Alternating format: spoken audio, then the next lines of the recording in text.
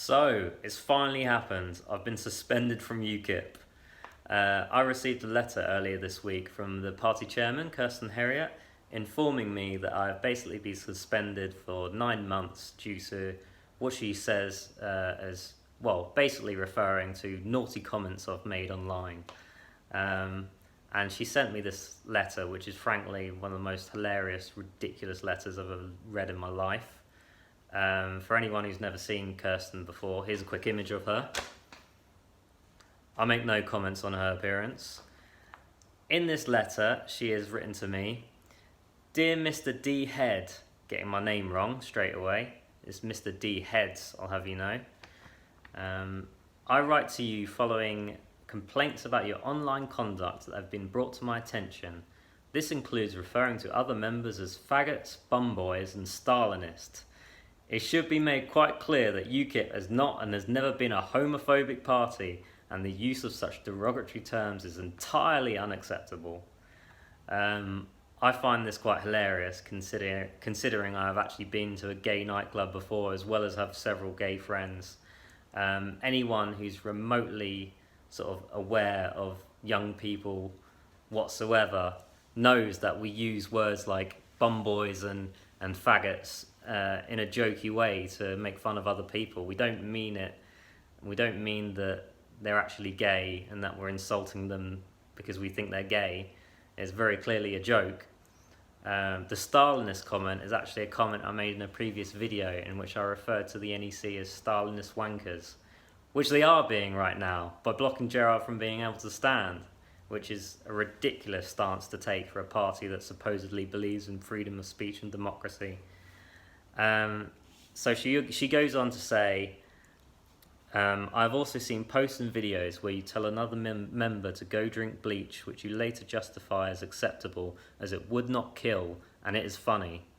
For anyone who doesn't know, this is a comment I made where basically I did a post saying how upset I was at Gerard not being able to stand, and another member basically did a comment boasting in my face saying, "Ha ha, isn't it funny that Gerard isn't able to stand? What a hilarious joke that is. That's brilliant, isn't it?"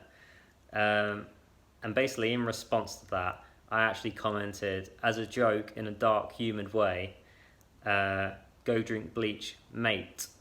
Now, I find it interesting how she's decided to cut out the bit in which I said mate, because obviously that doesn't quite fit her narrative, because I do believe she has an agenda here. And basically, she goes on to say, actually, later on in the article, it is quite simply a derogatory incitement to cause harm. Anyone who knows young people whatsoever, this is not an incitement to harm. This is clearly just an edgy joke where I'm just saying, you're being a twat, mate, is basically the translation of what I said. It's not an incitement to cause harm. I've never once asked people to cause harm seriously in any way whatsoever. And I actually had a member who is a survivor of an attempted suicide say that he thought it was disgraceful how people were using the subjects of suicide as a political weapon against me. So I thought that was very noble of him to say, especially since I'm not even sure he'd admitted that he'd ever tried to commit suicide. So props to him for saying that and coming out in my favour. The rest of the article basically details a few inaccuracies, which I said in one of my articles against her, in which I was criticising her decision for not letting Gerard be able to stand. To be fair to her, she actually does make a couple of good points relating to one of the rules in the UKIP the UKIP party rules to do with minutes being sent out from NEC meetings. I based it mostly on a solicitor's letter, which I presume to be correct considering it was written by a legal expert. However, then a couple points she made might actually be quite valid there, and so I basically apologise for a couple inaccuracies there. She did possibly threaten legal action against me and Kipper Central for what I had written, which I did find quite authoritarian. I don't think she will actually do that. I think that's more of a bluff, basically warning me to keep quiet or else there'll be trouble. But a broader point I want to make here is that we have a few people in the NEC, and Kirstan Herriot in particular, which are very antithetical to what UKIP is about. Freedom of speech, democracy, being against political correctness, and speaking honestly and openly about the things which we care about, such as leaving the European Union, the threat of Islamification, and grooming gangs and things like that, speaking out openly and honestly about these things. And I find it worrying that we have someone in such a powerful position in UKIP. So what I believe to be anti-democratic, anti-free speech, and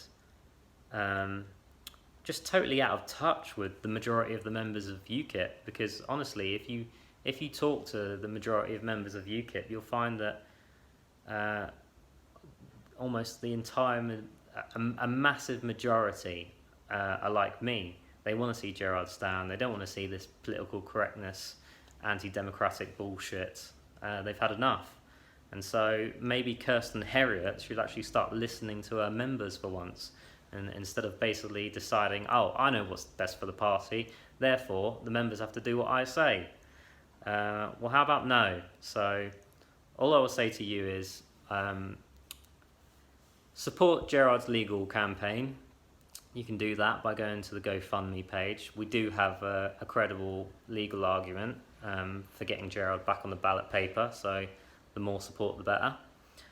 And also in the description below, I've included a link to my Kipper Central article basically detailing what I've just said. So check those out, and look forward to the next Kipper stream.